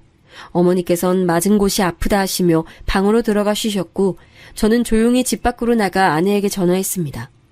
아내는 전화를 받자마자 저와 대화를 하고 싶지 않다고 하더군요. 저는 아내의 뺨을 때린 것에 대해 사과를 하고 제발 있었던 상황을 그대로 말해달라 부탁했습니다. 여보, 상황을 말해줘야 내가 어떤 행동을 할지 정할 수 있지. 이렇게 편지만 덜렁 주고 가버리면 어떡해. 그럼 당신은 내가 어떤 말을 해도 내 말 믿어줄 수 있어? 아내의 말에 저는 무조건 믿겠다고 대답했습니다. 그러자 아내가 한숨을 내쉬고 제게 이야기를 해줬습니다. 이야기 속 내용은 제가 그동안 상상도 못했던 것들이었습니다. 근 1년 동안 어머니께서 제게 보여주신 행동과 아내에게 보여주신 행동이 너무나도 달랐더군요. 저는 이제껏 어머니께서 아내를 도와 집안 살림을 꾸려왔다고 생각했는데 아내 말로는 어머니는 그저 신용만 할 뿐이었답니다. 어머니께선 같이 살게 된 초반부터 제가 있을 때만 집안일을 신경 쓰는 신용을 하시고 아내와 단둘이 남으면 딱 일을 멈추고 힘들다 아프다는 말을 반복하면서 아내가 홀로 모든 집안일을 하도록 조종하셨다고 합니다. 그리고 제가 집에 돌아오면 마치 어머니 혼자서 모든 일을 해낸 척 하셨다는 겁니다. 그리고 아내가 절 위해 기껏 요리를 준비해 놓으면 마지막에 꼭 자신이 간을 보겠다며 맛보시고는 저에게는 마치 어머니께서 음식을 전부 다 준비한 것처럼 말씀하신 것, 또 장인 장모께서 사실 재혼한 사이라는 것을 알고 난 뒤 대놓고 아내의 말을 무시하기 시작한 일 등 이제껏 어머니께서 제게 보여주신 행동들과는 너무 달라 상상조차 못했던 치졸한 일들을 듣는 순간 말문이 막혔습니다. 뒤늦게 왜 이야기하지 않았느냐 묻자 아내는 제가 정말 어머니를 그리워하고 좋아하던 것을 알고 있었기 때문에 참으려 했답니다. 그런데 오늘 아내가 잠깐 마트에 다녀온 사이 어머니가 장롱 깊숙한 곳에 숨겨놓은 문서들을 꺼내고 있는 현장을 붙잡았다는 겁니다. 아내는 어머니의 손에 들린 문서들을 뺏어서 뭐 하시는 짓이냐 물으며 화를 냈지만 근 1년 동안 어머니의 말씀에 고분고분 따르고 화도 안 낸 아내가 만만했던지 어머니는 아내에게 온갖 쌍욕을 하셨답니다. 저는 순간 아내의 말을 믿기 어려웠습니다. 그런데 그때 아내가 녹음 파일을 하나 보내줄 테니 들어보고 다시 전화하라고 말하더군요. 저는 아내의 말대로 잠시 통화를 끊은 뒤 아내에게서 온 녹음 파일을 들었습니다. 그곳에선 아내와 어머니가 크게 말싸움하는 소리가 녹음돼 있었죠. 어머니 제발 그만하세요. 상원 씨 보기 부끄럽지 않으세요? 다 큰아들 집에서 도둑질 하시다니요. 이년이 얼른 내놓지 못해? 집에서 빈둥빈둥 놀면서 내 아들 등쳐먹는 주제에 내 아들 돈은 내 돈이나 마찬가지야. 내가 좋은 곳에 써서 우리 아들 재산 불려주는 건데 누굴 도둑 취급해? 어머니, 제가 언제 집에서 빈둥빈둥 놀았어요. 온종일 바닥 쓸고 빨래하고 음식 만들고 하는 거 저예요. 집안일은 제가 다 하는데 뭐가 빈둥빈둥 노는 거예요. 말도 안 되는 소리 좀 하지 마세요. 참나, 어차피 할 짓 좀 안다고 유세 떨기는. 그리고 니네 엄마한테서 배운 게 집안일 뿐이면 그거라도 잘해야지. 첨년 딸인 것도 봐줬더니 어디서 건방지게 소리를 질러? 뭐? 우리 엄마가 왜 첩년이야? 재혼이니까 재취지 그게 뭐가 첩년이야? 아내의 고함 뒤에 둔탁하게 치고받는 소리가 들렸고 저는 거기서 녹음 파일의 재생을 멈췄습니다. 믿기지 않았지만 그건 분명 제 아내의 목소리와 어머니의 목소리였죠. 녹음된 내용만 듣고 보자면 아내가 그렇게나 화를 내는 것이 이해가 됐죠. 재혼 가정이란 꼬리표는 아내의 영린이었습니다. 행복하게 잘 살고 있는 집안에 대고 그렇게 손가락질을 하면 누구든 화가 안 나겠습니까? 게다가 아내는 차분하고 속 깊은 성격이었지만 한 번 화가 나면 눈에 뵈는 게 없이 돌변하는 사람이었습니다. 대학을 다닐 때도 동기들 사이에서 한 번 화를 내면 무섭기로 유명한 사람이었는데 그런 사람에게 부모에 대한 막말을 던졌으니 아내의 속이 거칠어질 법도 했죠. 아내에게 전화해서 어떻게 말해야 하나 고민하던 사이 아내는 제게 몇 가지 영상 파일과 녹음 파일을 추가로 더 보내왔습니다. 그 영상 파일은 아내가 저와 어머니 몰래 설치해놓은 카메라 영상이었고 음성 파일은 그간 어머니가 제 아내에게 했던 다른 막말들이었죠. 음성 파일 속 어머니는 제 아내를 욕보이는 말을 서슴없이 하셨습니다. 게다가 아내를 못 배운 사람 취급하고 홀대하며 부리는 태도가 가관이라 저는 머리가 차가워지고 참을 수 없는 분노를 느꼈습니다. 영상 파일 속에는 어머니가 집안일을 하는 척하다가 아내를 부려먹는 모습이 고스란히 찍혀 있었습니다. 거기다 아내의 지갑에서 돈을 훔쳐가는 모습까지 찍혀 있더군요. 여태껏 저를 속이고 아내를 홀대하되 못해 하녀 취급하는 어머니의 모습에 깊은 배신감이 느껴졌습니다. 저는 그제야 어머니가 아내를 그리워해 돌아온 게 아니라 사실은 돈이 목적이었던 것을 깨달았죠. 그 자리에서 저는 아내에게 전화를 거는 대신 부동산에 전화했습니다. 그리고 바로 집을 내놓고 은행에 가서 100만 원을 찾았습니다. 그 뒤 아내에게 전화해 제 계획을 말하니 아내는 반드시 그렇게 하라며 제게 동의했습니다. 다음 날 저는 출근하기 전에 어머니께 용돈으로 100만 원을 드렸습니다. 어머니께서 무슨 돈이냐고 물어보지도 않으시고 좋아하시더군요. 저는 원하시는 대로 쓰시라고 말씀드리고 출근하는 척 집을 나섰습니다. 아니나 다를까 제가 집을 나서자 얼마 안 되어 어머니께서 외출하시더군요. 저는 어머니께서 나가시는 모습을 본 뒤 현관 자물쇠 수리업체를 불러 현관 열쇠를 바꿔버렸습니다. 어머니의 짐들은 전부 여행용 가방에 담아 밖에다 세워놓고 쪽지를 써놓았고요. 그리고 출근했습니다. 한창 일하고 있는 와중 어머니께 전화가 오더군요. 업무 도중이라 무음으로 해놓고 나중에 확인해보니 전화만 몇십 통은 와 있었습니다. 뭐가 그렇게 할 말이 있나 싶어 전화를 걸어보니 금방 받으시더군요. 어머니는 현관문 자물쇠가 바뀌어서 집에 들어가지 못하고 있다고 하소연하시며 어째서 당신의 짐이 바깥에 이렇게 나와 있냐고 물으셨습니다. 전 모든 걸 알게 되었으니 어머니와 함께 살 수 없다고 말했고요. 어머니께선 제 말을 못 알아들으신 것처럼 몇 번이고 되물으셨습니다. 전 단호하게 말했죠. 도박 때문에 가족을 버린 것도 모자라 한 번 버렸던 아들을 또 찾아와 가슴에 칼을 꽂아놓고 계속 같이 살 수 있을 거라고 생각하셨어요? 그것도 모자라 아내와 갈라서라고 말하고 아들이 번 돈은 자기 돈이다라고 말하는 게 어디 가족끼리 할 말이에요? 어머니가 가족답게 살기를 포기하셨으니까 저도 어머니에 대한 정 포기하려고요. 어머니는 제가 한 말에 상당히 억울해하시더군요. 아들아, 그건 네가 잘못 알고 있는 거야.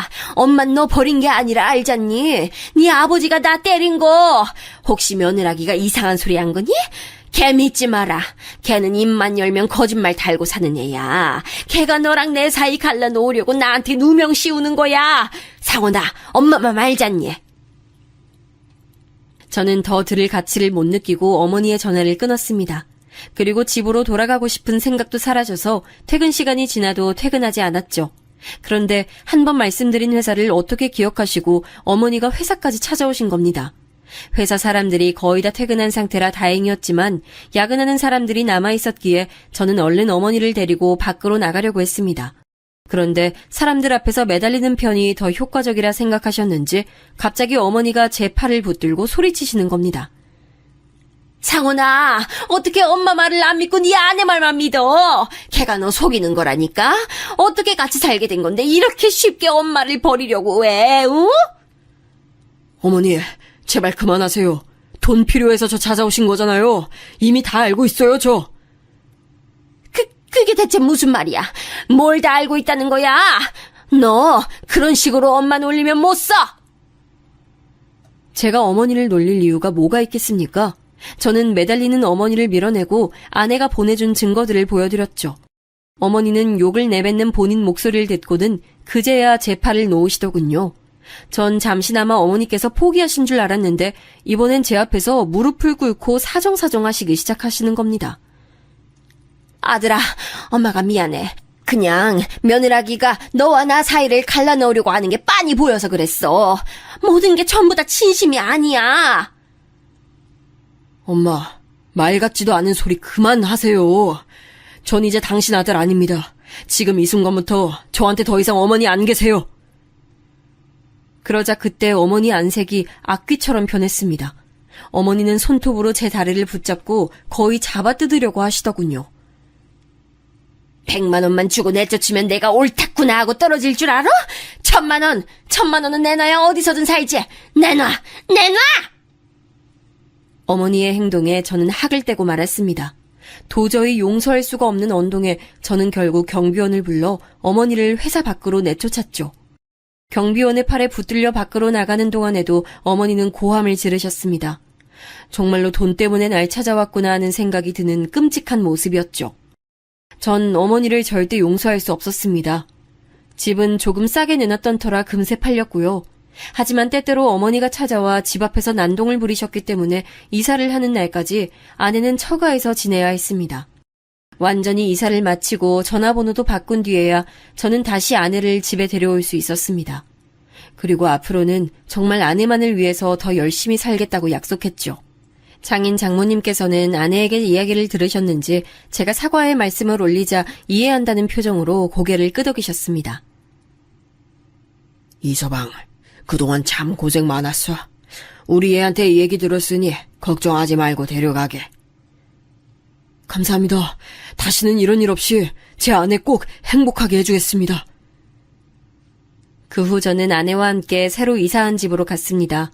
오랜만에 느껴보는 평화가 달게 느껴졌습니다. 하지만 새로 이사한 집에서 평화를 만끽하던 것도 잠시 어머니께서 자꾸 회사로 찾아오셔서 도저히 참을 수가 없더군요. 저는 결국 이직을 해야 했습니다. 어머니가 알 수 없도록 연락처도 다시 바꾸고 새로운 회사에 들어가니 비로소 제가 어머니와 진짜 연을 끊는 느낌이 나더군요. 지금은 새로운 회사로 이직한 지 시간이 좀 됐지만 아직 그때 생긴 작은 슬픔이 마음 한구석 남아있는 느낌이 듭니다. 하지만 언젠간 괜찮아지리라 생각합니다. 그리고 그때 일만 생각하면 아내에게 너무나 미안하면서 고마운 마음이 듭니다. 누구보다도 제 입장을 먼저 생각해서 어머니를 받아들이기로 하고 우라병이 생길 수도 있는 일들을 증거로 남겨둔 아내의 차분함과 준비성에 감사할 따름이죠. 또 이런 일이 생길 것을 미리 아시고 아내에게 편지를 주고 대비해 두신 아버지의 해안에 감명했습니다. 당신께서 돌아가실 두려움보다도 자식을 먼저 신경 쓰고 돌보는 어버이의 마음이란 얼마나 큰 것인지 그 마음만 떠올리면 코끝이 찡하고 눈시울이 뜨거워집니다. 저도 돌아가신 아버지께 부끄럽지 않게 아내에게 더 잘하면서 열심히 살 생각을 매번 다짐합니다.